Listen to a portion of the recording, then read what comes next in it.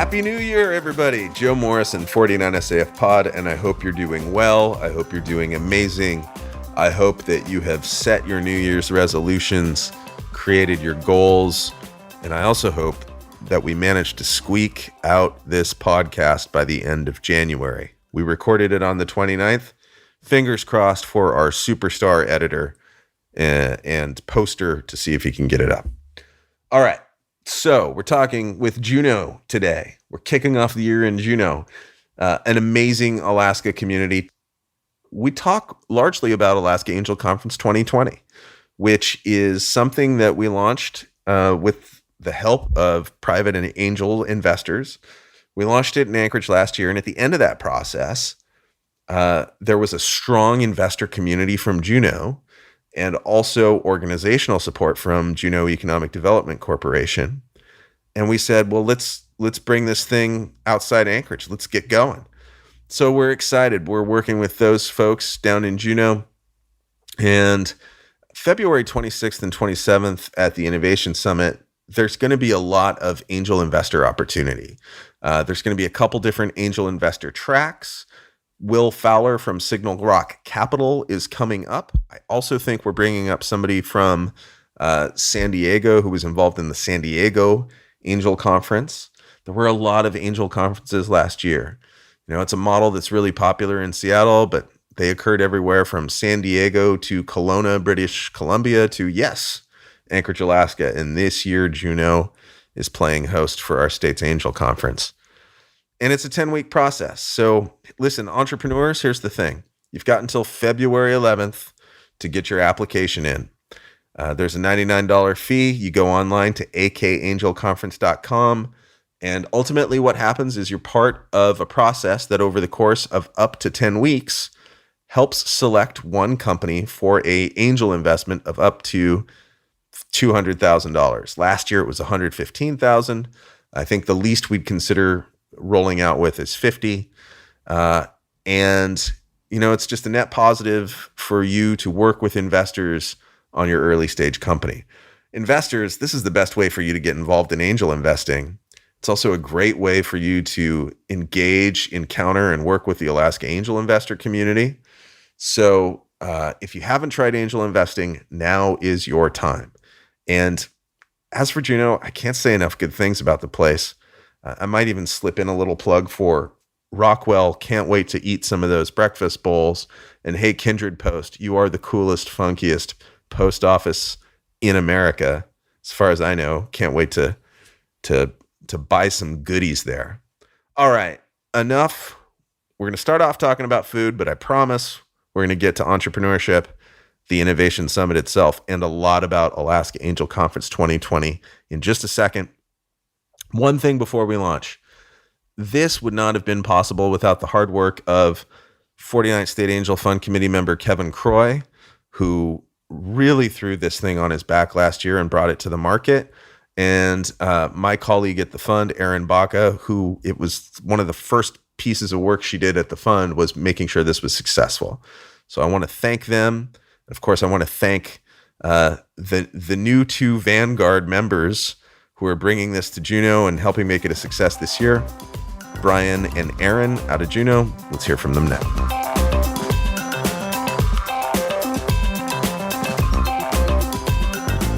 Before we get into all the things that are the Alaska Angel Conference, we were kind of kicking around the idea of discussing food.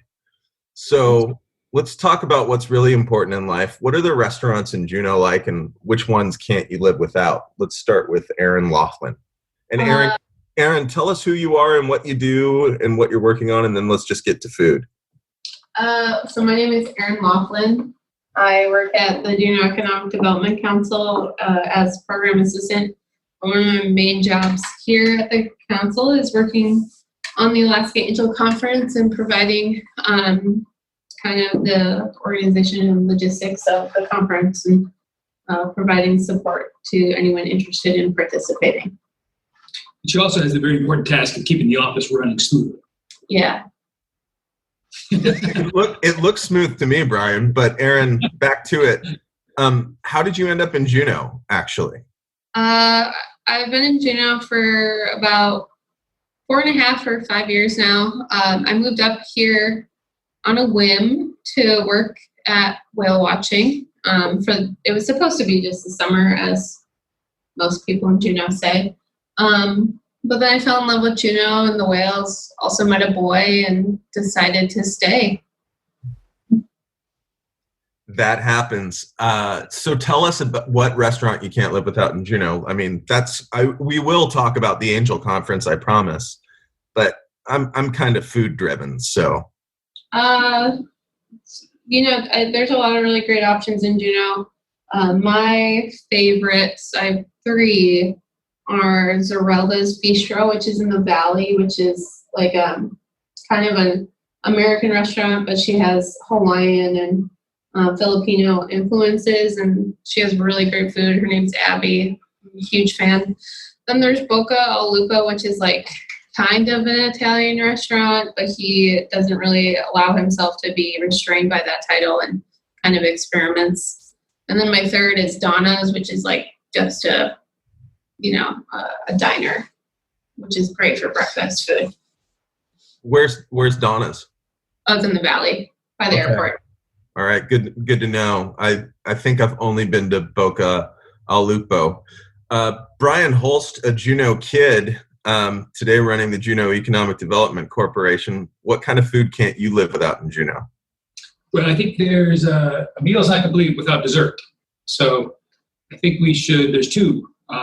For a meal, since you said I'm a Juneau kid, and everybody that grew up here knows that Bullwinkle's has a special place. Bullwinkle's Pizza. And it's one of the interesting characteristics of the Juneau youth will put popcorn on their pizza. I don't think I've seen this anywhere else. And that's because one of the benefits of eating at Bullwinkle's is that you get all the popcorn you can eat, which, if you're a kid, ends up on your pizza. So that's a lot of fun. But then dessert, I'd have to go with Copa.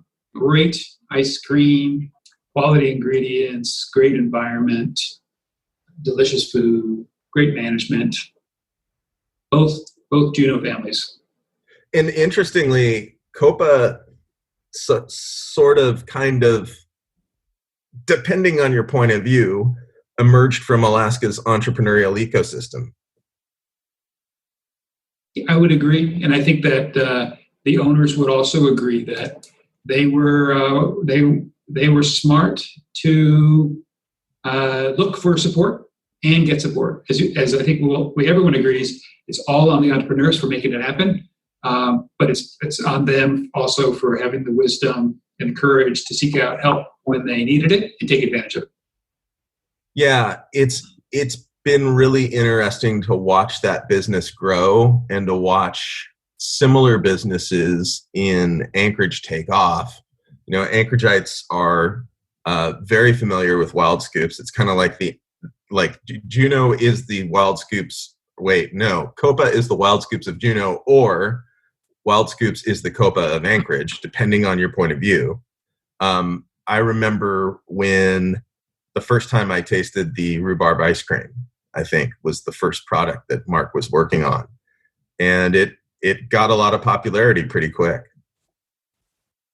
Yes. Yeah, Mark and Jessica do a fantastic job. And now they have great coffee and good sandwiches also. But it's the ice cream. You start with the ice cream, everything else is a bonus. I think it's almost like I should have invited Mark to this interview, because I'll keep talking about him a little bit. He's an entrepreneur who is very contact driven. And by that I mean full market contact. I don't know that Mark sat down and wrote a 100-page business plan. I suspect he started making ice cream and trying to work out how it could happen and how he could open a business. I'm sure he had discipline. I'm sure he did do planning. I'm not saying he didn't. I'm just saying it was less of an academic exercise and more of a tactile thing. I think Mark would share and Jessica would share that the beginning of Copa was a project that they did with their children to make ice cream. And it was a fun project. I think it was mostly father and daughter.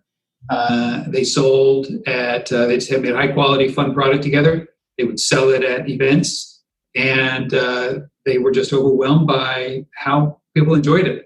And then it occurred to them that, well, maybe there's something here. And that was the beginning. So yeah, I think he backed into it from a passion, which is probably why it's successful. And it turned into then he put all the hard work into it. Well, and I think he worked with the Path to Prosperity competition, didn't he? I think he did. Yeah. Right. And again, so for the folks listening, what we'll do is we're headed to Juneau at the end of February, so more on that later.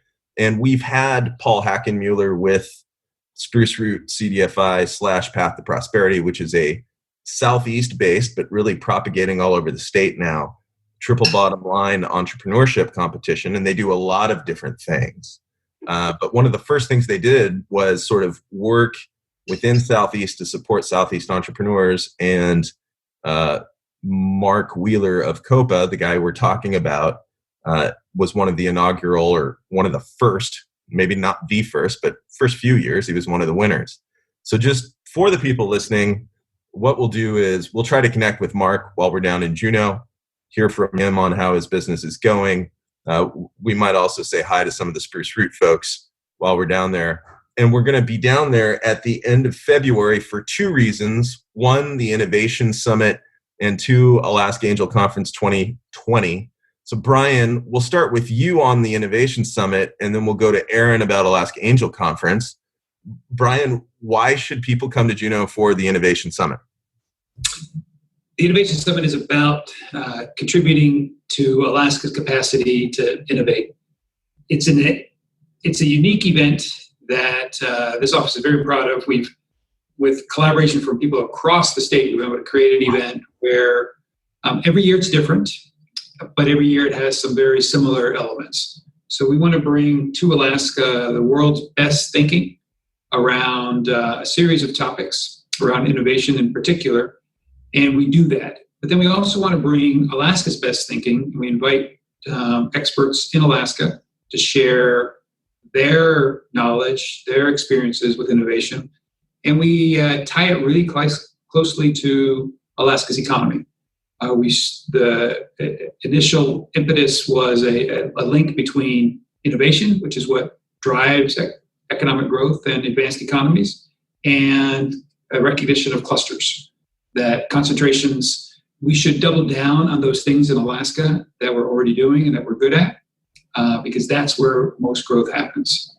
So this year we have three big themes that we're addressing. One is participatory creativity. So we've invited Edward Clapp. He's coming from the Harvard Graduate School of Education. So we actually have an education professor coming to talk to at an economic summit, because his research is around how does creativity occur? And the insights are that it is a participatory process.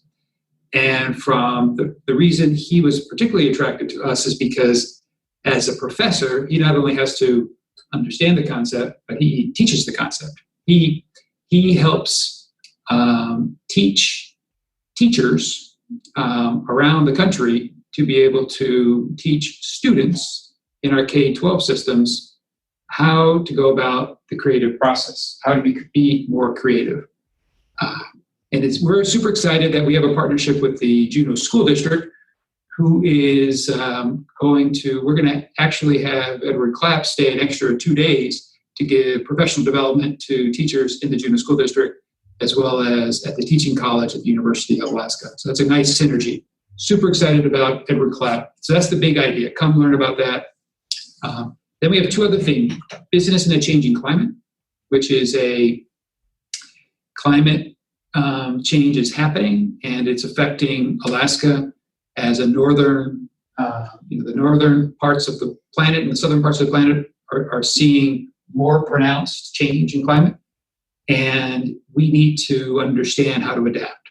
Our businesses need to understand what is happening to them. One example from NOAA that they shared with us is that some biomass have moved 1,000 miles already within in the ocean in the Pacific. And that 1,000 miles distance has huge impacts on communities, on processing, on investments. So these are going to impact us. And that's just one of many impacts that are occurring that we need to be able to anticipate and to adapt to. Wait, help me understand that, because I tend to think about small sparkly things when we talk science. What do you mean by 1,000 miles of biomass? Can you break that down a little bit? Yeah. So that example is if we look in the Bering Sea, we've seen fish, cod. We've seen schools of what's the right term? Because I'm also not a scientist. Of ocean critters that are instead of staying where they've stayed traditionally, more or less, for decades, they're now finding them displaced by 1,000 miles. And what NOAA will tell us is that maybe they're going to go back, but maybe not. They suspect that they're not. As the oceans, as the temperatures change, these fish are looking for different places to feed, and that environment changes. That'll have real impacts. So there are places in Alaska on the Bering Sea where communities where it would probably make some sense to start fishing because fish are headed your way.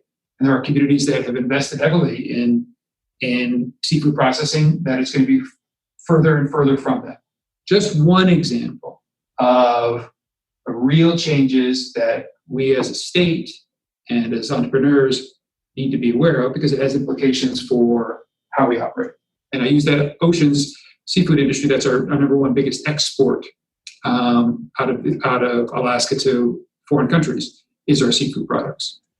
So that's a fascinating one. We'll look at tourism. We're super excited that we have the International Arctic Research Center, which is providing us with the world's best research on impacts of climate.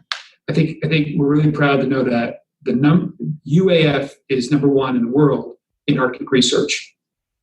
And we're tapping into that capacity to come to the Innovation Summit to not only frame up how challenging this issue is, but then to also help us to explore with business leaders.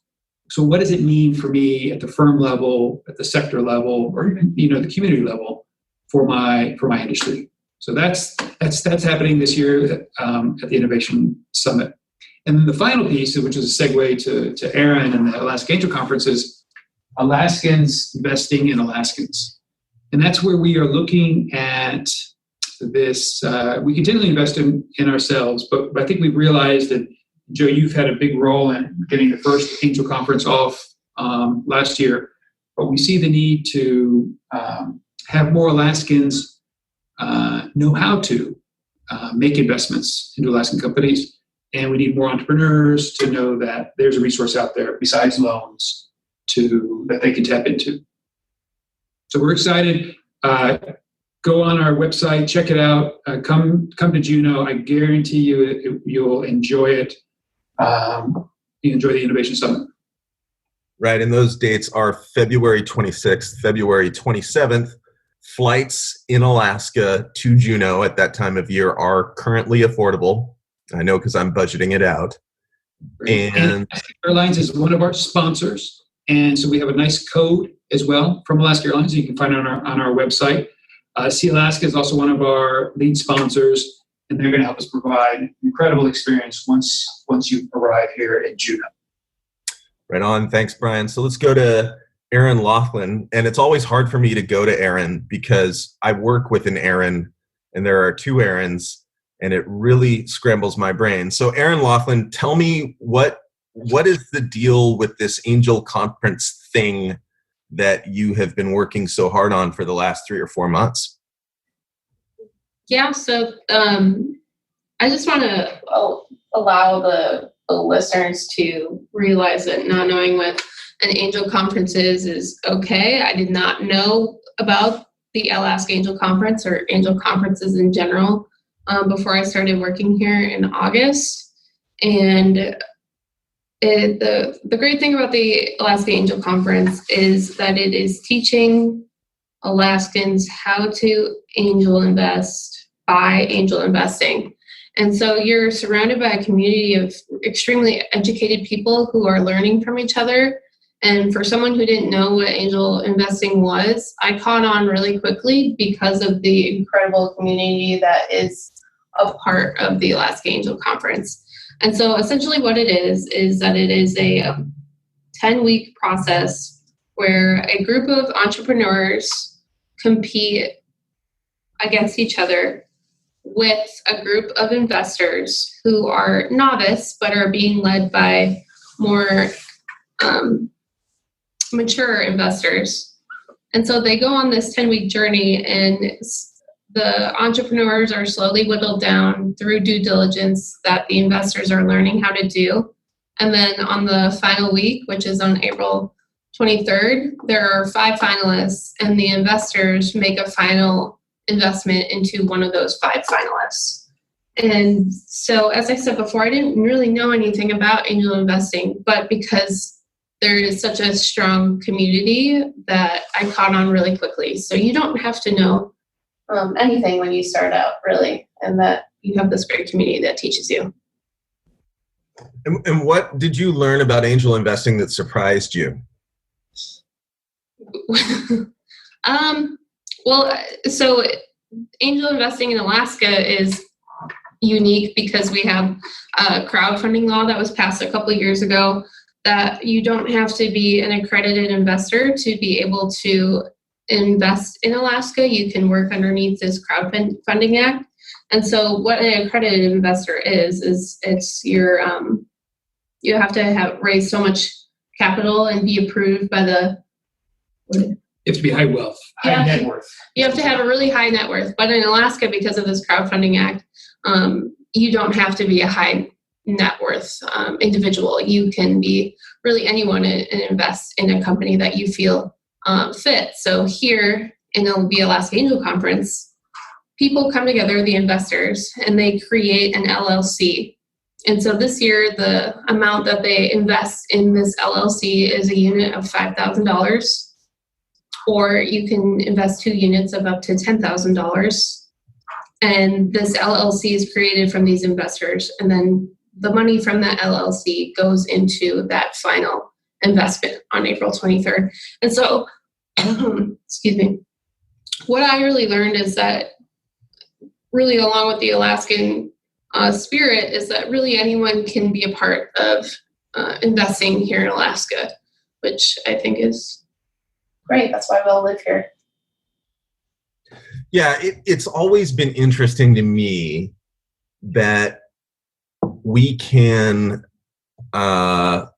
lose our money in the stock market, and I've made some stock mistakes in the past. My group, I still feel bad about Groupon in so many different ways, but that for a lot of people, investing in private companies simply isn't possible, and it's really difficult if you don't know the regulations. So a quick note is, we just described how this works. That is an educational discussion. This isn't a solicitation. We're actually describing the process. There's 10 weeks. Over the course of every week, investors work with various entrepreneurs, ask them questions, hear presentations, get diligence information. Slowly over the course of that 10 weeks, those numbers are whittled down. Individual investors are contributing a comparatively small amount compared to most angel investments, $5,000 or $10,000. And because of Alaska's crowdfunding law, as you stated, Erin, there are ways to do this that allow anyone to participate as long as they are an Alaska resident. I guess, Brian, I want to go to you and just ask, what did you see last year as the benefits of the process? You were pretty darn involved. And to everybody's surprise, like a strong Juneau contingent of investors emerged, and we were so excited. What did you see as the benefits overall of this thing that you guys took the mantle of this year? Well, I think there's several. Erin pointed out the accessibility and the design of this, which allows for regular folk, essentially, to be able to engage in investing. I think what we saw is that there's a lot of interest out there. People are, I think there are a lot of people that are very, for whatever circumstances, would love to run their own business, but aren't going to for X, Y, or Z reason, but still have some interest. And this is a way to engage in some of that vicariously through an actual company, but follow it closely, really understand it, learn from that experience, and be engaged in supporting an Alaskan company. So I was really impressed with how many people this appeals to, because the 5,000, 10,000 is accessible versus more traditional angel investment might be 100,000, which is not accessible to so many people. We were also really impressed with the 20 plus, 24, was it, companies that expressed interest. That was also really fascinating to me. And these, it's not that there's hundreds of companies that out there, but there were 20 plus companies that took the time to that were at a moment early in the stage of their company, and also took the time to share with the investors what they were doing or were seeking help, and then how much help they got. So we had a winner, right? Somebody that actually took the investment, which was Ramper Innovations, and they were awarded an investment. But we also learned that other participants received direct investments from other investors that were in the room, and probably more importantly, connected themselves to a network of interested, supportive people with experience that could help them advance their businesses. So, the bottom line is, I just learned that there are a lot of people out there that want businesses to be successful in Alaska, and it takes a little effort to connect with them, but once you do, the rewards can be pretty amazing. Erin, you've done so much amazing work, and thank you so much for really being the power in the organization behind Alaska Angel Conference this year. We really appreciate it. Talk about, you've been holding weekly webinars since October on a variety of subjects.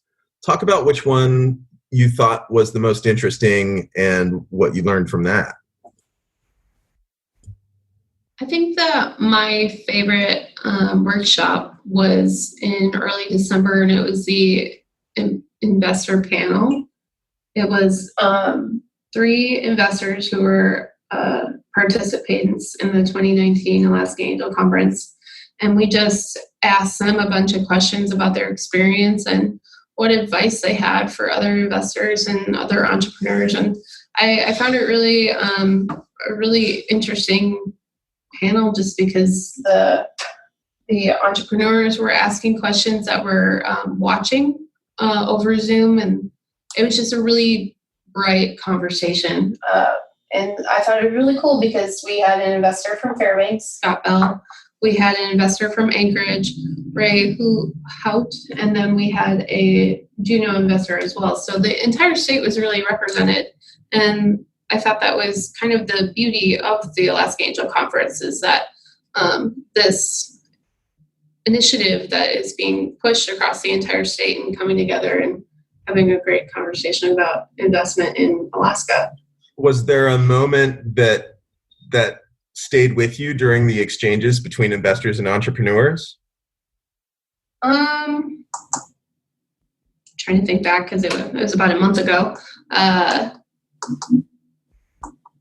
think when Paul Strickler and Ray and Scott all talked about why they were participating in the Alaska Angel Conference, and kind of speaking to what Brian had said before about they may not have had the opportunity to be an entrepreneur themselves, but being able to support entrepreneurs and being able to participate in that realm in Alaska kind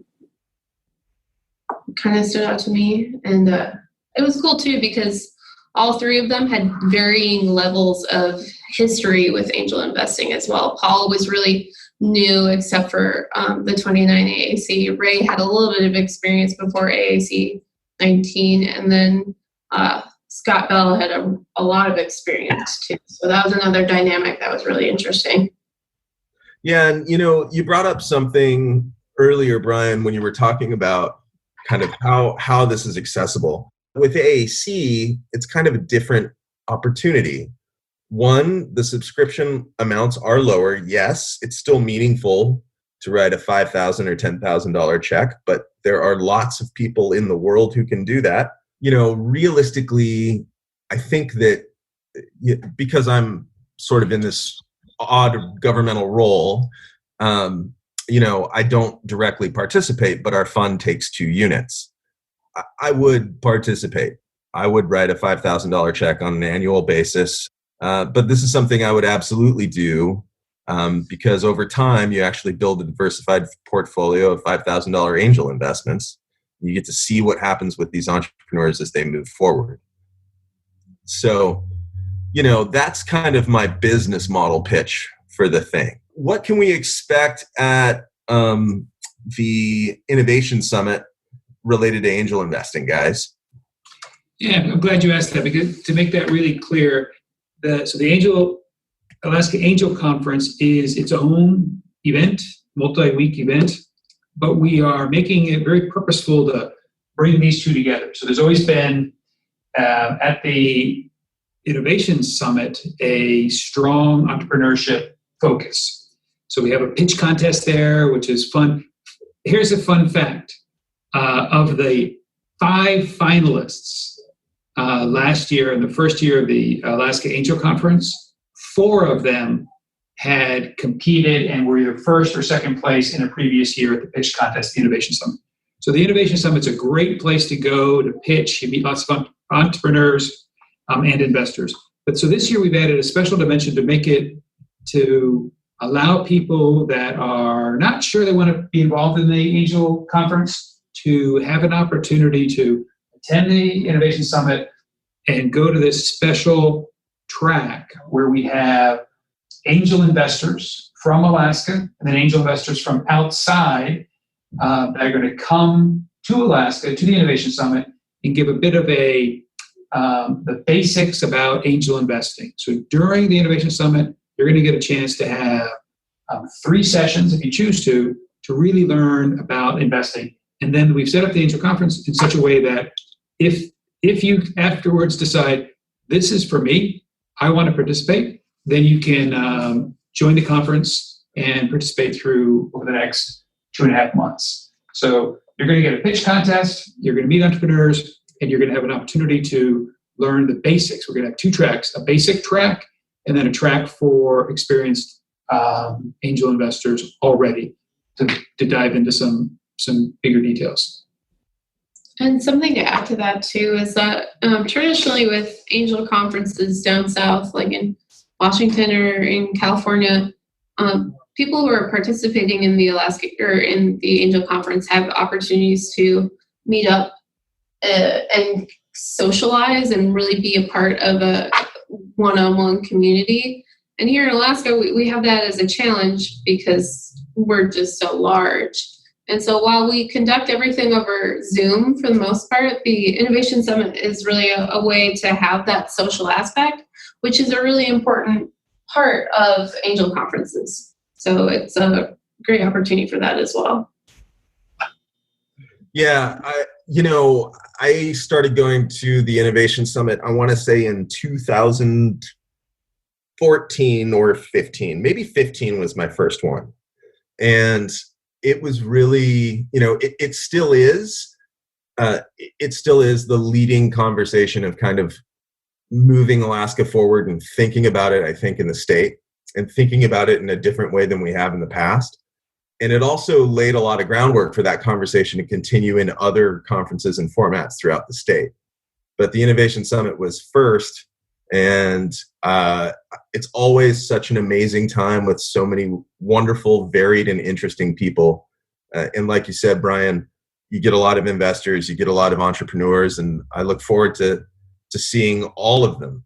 So let's talk about wishes. We're gonna wrap up here in the next 5 or 7 minutes. What's one thing you want to happen in 2020 related to your work in the Angel Conference? And thank you, Brian, for stepping up as the lead investor and organizational host out of Juneau. Erin, thank you so much for your hard work every day on this. I know it's a lot of work. So what's your one wish, your one desired outcome from this thing that we're doing that wraps up? It's ramping up speed now and it wraps up in April. What's your one wish, Brian? I would say that we can collaborate as Alaskans across Alaska. We're proud of the hugeness of Alaska, and sometimes it's easy to feel like we're far apart, but we're really connected. And with little effort, it's a flight here and there, and it's phone calls and Zooms. We can work around what appear to be obstacles because we're united in investing in our state, making this a great place to live and to raise our families. So that's what I'm most excited about is to continue to see that happen. I really love hearing that. And every now and then we hear about community tension, and I understand that. But really, at the end of the day, we're one Alaska. We're smaller than many cities in the United States when you take our whole population. We're one team, and it's us together, right? Erin, what's your one wish, desired outcome from this process that you're tackling? I think my wish is a little bit more concrete, or not concrete. not to have it over and done with so you can move on to something else. No, but I think mine's a little bit more specific. That would be a better way. Is that I really hope that entrepreneurs outside of the main investment at the April 23rd event get investments. So I really hope that there's not just one investment made during the Alaska Angel Conference, and that entrepreneurs make really great connections and investors are inspired by the entrepreneurs participating.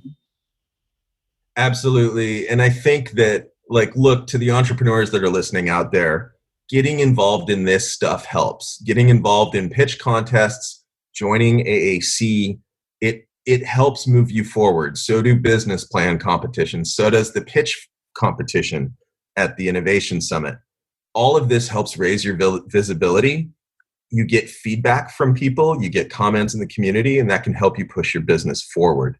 I kind of think of entrepreneurship. So I want to say it's Reid Hoffman said it's building a plane when you're jumping off a cliff, right? And not having an instruction manual. I kind of think of it as never-ending Kaizen. It's this never-ending process of just constantly tweaking, constantly optimizing, constantly learning, constantly doing new things. At least that's what I've seen, because it takes so long and it's so much work for businesses to reach maturity and to sort of be at a stable operational state. We will talk to Mark Wheeler at Copa. We saw his business get born and grow. I know he was thinking of building new business lines as recently as last year. And, of all the businesses I'm involved with, it's always a question of how can we optimize? How can we do this better? How can we improve the value? So please, please, please get involved. Some key dates. It sounds like, I know it, our entrepreneur deadline is extended. It is February 11th, because February 12th, we're going to bring all the entrepreneurs together. So February 11th is the deadline to apply. All right, February 11th. Midnight, be there or be square, online at akangelconference.com. Then the Innovation Summit takes place down in Juneau, February 26th to 27th, jedc.org/innovation. You can find information there. Investors will have until the very last day of this leap year, February 29th, to get in the deal, is my understanding. So we're cutting off investor commitments on February 29th. Is that right, folks? That is correct. So you can come to the Innovation Summit, kick the tires a little bit, see if this is for you, and then make your decision. All right. And then the final event is April 23rd in Juneau. And it's just an amazing celebration of entrepreneurship and Alaskans investing in Alaskans. Thank you so much for putting that on. JEDC will be right there with you from the 49 SAF working together to make that a success, along with other sponsors in our community. So for more information, if you have questions, you can email the crew at team@akangelconference.com. Any final words on anything you're working on or things running through your head, folks? I want to thank you for the partnership. This is a great example of the excellent collaboration that does happen in our great state. Okay. Big question for Erin. My final question of the day. Then we'll ask Brian. Erin, I want you to tell me your most delicious, cheesy pop sensation music that you can't get enough of.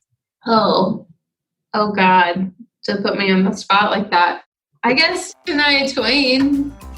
Well, hey, Shania Twain's good 90s work. Brian, how about you? What's your deep, dark pop secret? Oh, Funky Town for sure. Yeah, that's a great one. I don't even know what you're talking about. Won't you take me to a funky town? That one. That's exactly it. See, you got it. You just wanted that opportunity for me to give that back to you. So thank you very much for her incredibly hard work. Both Erin's, if she's also listening at some point. Thank you, Joe.